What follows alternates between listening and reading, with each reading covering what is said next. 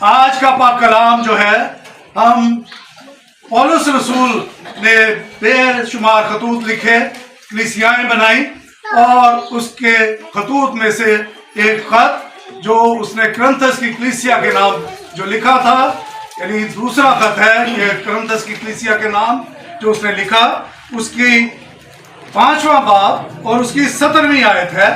ایک آیت ہے جس کے اوپر ہم شیئر کریں گے، ڈسکس کریں گے اور خدا ان کے پاک کلام کی باتیں سیکھنے کی کوشش کریں گے۔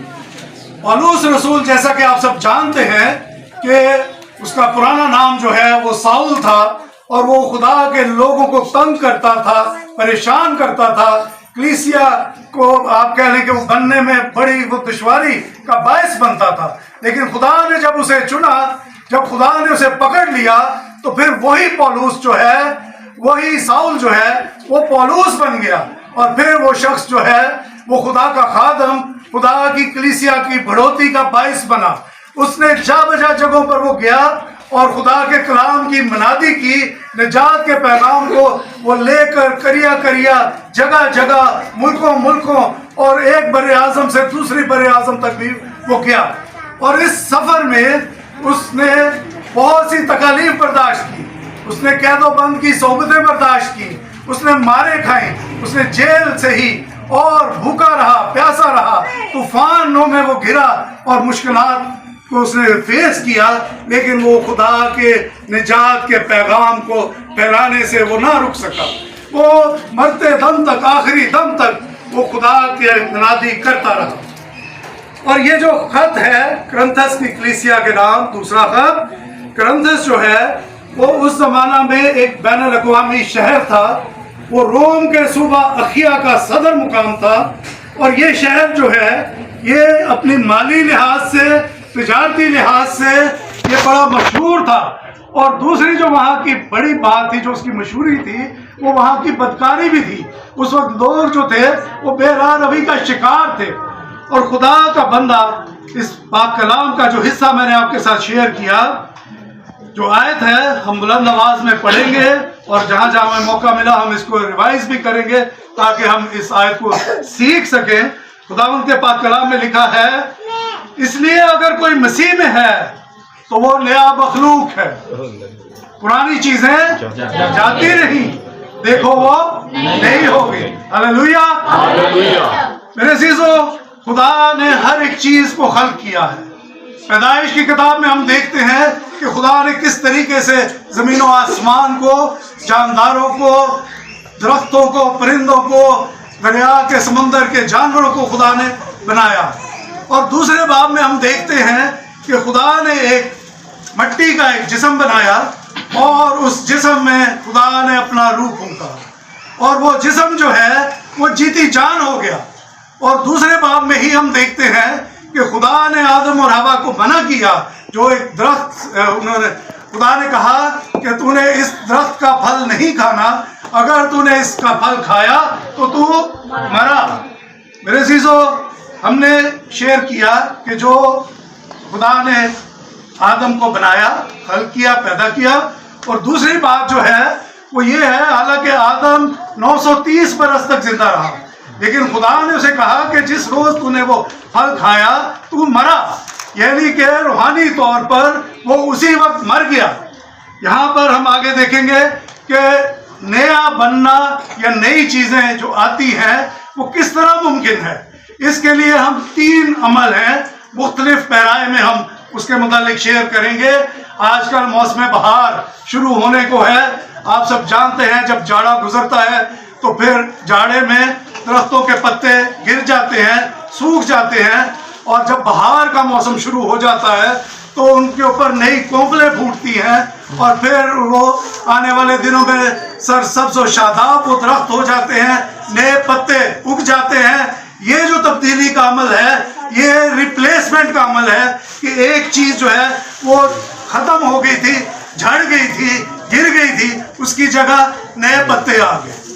دوسرا جو عمل ہے تبدیلی کا، یسایہ نبی کے صحیفے میں ہم سب جانتے ہیں کہ خدا کا بندہ ایمانداروں کو کہتا ہے، ان کے لیے عقاب کا لفظ استعمال کیا گیا، کہا گیا ہے कि वो मांदा ना होंगे, वो असर नौ नौजवान रहेंगे, वो थकेंगे नहीं, वो नए बालों पर के साथ उड़ेंगे।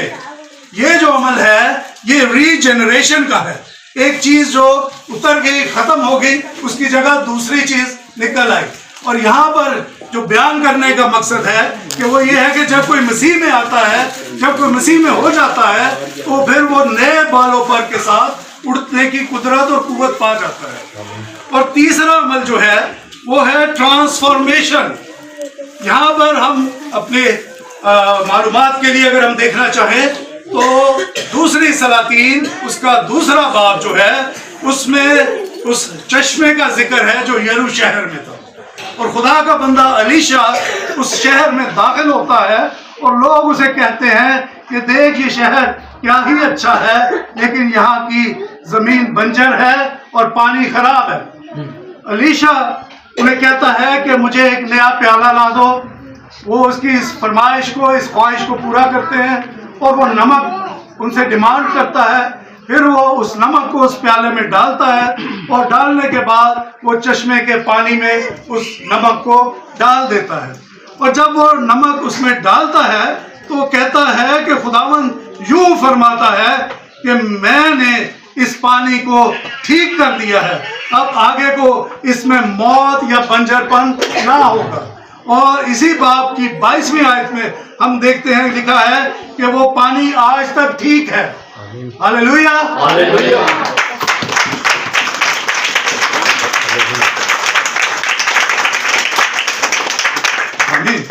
मेरे अजीजों, हमारा ईमान है कि खुदा के बंद किए हुए को कोई खोल नहीं सकता और खुदा के खोले हुए को कोई बंद नहीं कर सकता। जब खुदा ने उस पानी को साफ कर दिया, उसको ठीक कर दिया, तो दुनिया में कोई ऐसी कुव्वत नहीं, कोई ऐसी ताकत नहीं कि उस पानी को वो फिर से खराब कर सके या उसमें फिर से कड़वाहट डाल सके। यहाँ पर जो आयत शुरू हुई है वो है इसलिए अगर कोई मसीह में है। मेरे अजीजों, यहाँ पर कंडीशन लगाई गई है कि इसलिए अगर कोई मसीह में है तो वो ही नया मखलूक बन सकता है। मसीह के बगैर नया मखलूक, नई जिंदगी, हमेशा की जिंदगी का पानी हासिल करना नामुमकिन है। मसीह यीशु का इस दुनिया में आना एक मौजज़ा था।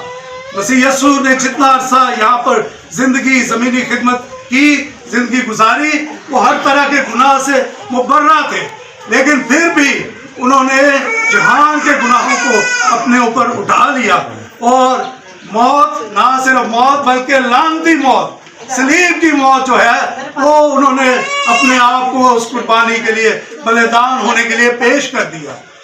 और हम जानते हैं कि वो मरा, वो दफन हुआ और तीसरे दिन वो किताब मुकद्दस के मुताबिक मुर्दों में से जी उठा। आमीन। मेरे अजीजों, मसीह यीशु का इस दुनिया में आने का जो मकसद था वो मकसद ये था कि जो रिश्ता इंसान का और खुदा का बाग़ अदन में टूट चुका था, उस रिश्ते को उन्होंने फिर से इसको बहाल करना था।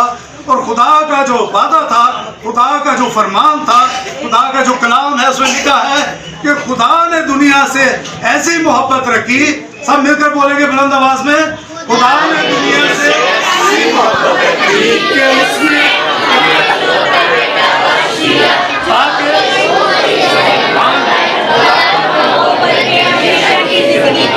हालेलुया। मेरे अजीजों, जब कोई शख्स इस बात को, इस सारी थियोलॉजी को समझ जाता है कि मैं अपने आप से कुछ नहीं कर सकता, मैं ना ही अपने गुनाह मिटा सकता हूँ, ना ही मैं अपने लिए कुछ कर सकता हूँ, और सिर्फ मसीह यीशु है जो मुझे शिफा दे सकता है, जो मेरी ज़िंदगी को बदल सकता है, जो मुझे नई ज़िंदगी दे सकता है, जो मुझे नई मखलूक बना सकता है, तो फिर वो अपने आप को खुदा यीशु मसीह के खून में धोने के लिए तैयार कर देता है। वो यीशु को कबूल कर लेता है, वो यीशु के कदमों में झुक जाता है, और जब वो यीशु के पास चला जाता है तो फिर यीशु उसको नई मखलूक बना देता है। जैसे निकोदेमुस ने खुदा यीशु मसीह से पूछा कि आसमान की बादशाही कैसे उसमें दाखिल हो सकते हैं, तो मसीह यीशु ने कहा कि जब तक कोई नए सिरे से पैदा ना होगा आसमान की बादशाही में दाखिल नहीं हो सकता। मेरे अजीजों, जब हम मसीह यीशु को अपना लेते हैं, जब हम मसीह यीशु में हो जाते हैं, जब अपने दिल के दरवाजे को खोल देते हैं और जब मसीह में हम हो जाते हैं, तो फिर हमारी रूह, हमारा बदन, हमारा दिल, हमारा दिमाग, हमारे ख्याल, हमारा ध्यान, हमारा ज्ञान जो है सब कुछ बदल जाता है। और जैसे एक नई जिंदगी का जो पानी है, जिस तरह आम पानी है, कहीं कोई रुकावट हो तो प्रेशर के साथ उसे पानी को डालें तो वो गंध या जो गलाजत या कोई चीज़ रुकी है वो निकल जाती है। इसी तरह जब मसीह यीशु को अपनाते हैं तो जिंदगी का पानी जो है हमारी जिंदगियों में से उन तमाम कसाफतों को, उन तमाम बदियों को, उन तमाम खामियों को, उन तमाम गुनाहों को जो किसी भी रंग के हों, वो चाहे गिरमजी हो, मसीह यीशु के खून के वसीला से वो धुल जाते हैं। और जब ऐसा हो जाता है तो फिर हिजकिय्याह की किताब उसका 36 बाब उसकी 26वीं और 27वीं आयत में लिखा है कि फिर हमारी मुर्दा रूहें जो हैं वो नई रूह बन जाती है। फिर खुदा हमारे सख्त दिल को गोश्तीन दिल के साथ बदल देता है। फिर खुदा हमारे संगीन दिल को गोश्तीन दिल से बदल देता है। हमारी अकल जो है वो नई हो जाती है। और ज़बूर 40 उसकी 3री आयत में लिखा है कि उसने हमारे खुदा की सताइश का नया गीत मेरे मुंह में डाला है। यानी हमारा मुंह जो है, हमारी जुबान जो है वो मसीह के बगैर उसमें से तरह तरह की बातें निकलती हैं। झूठ निकलता है, चुगली निकलती है, बदगोई निकलती है। लेकिन जब मसीह में धुल जाते हैं, मसीह को अपना लेते हैं, तो फिर हमारे मुंह से वो नाजेबा बातों की बजाय खुदा हमारे मुंह में रूहानी गीत डाल देता है, कलाम की बातें डाल देता है, जिसके वसीला से ना सिर्फ हम बरकत पाते हैं बल्कि हमारी जिंदगियों से दूसरे लोग भी बरकत पाते हैं। मेरे अजीजों, नई मखलूक जो है जिसका जिक्र किया, जब नई मखलूक बन जाते हैं तो खुदावंद उनको बाख्तियार बना देता है। खुदावंद उनको इख्तियार दे देता है। वो ऐसा इख्तियार है जिसमें कहा गया कि जाओ सांपों और बिच्छुओं को कुचलो। ऐसा इख्तियार है जिसमें कहा गया कि तुम बीमारों पर हाथ रख कर दुआ करोगे और वो शिफा पाएंगे। ऐसा इख्तियार जिसके वसीला से आप दूसरों के लिए शिफायत कर सकते हैं। ऐसा इख्तियार जिसके वसीला से आप उन रखनों में खड़े होकर लोगों के लिए दुआ कर सकते हैं जो रखने शैतान खुदा के लोगों को तंग करने के लिए इस्तेमाल करता है। और रोमियो 8 बाब और उसकी 1 आयत में लिखा है, बस अब जो मसीह में हैं उन पर सजा का हुक्म नहीं। ये भी बहुत बड़ी अब बात है कि जो मसीह में है उन पर सजा का हुक्म जो है वो खत्म हो चुका।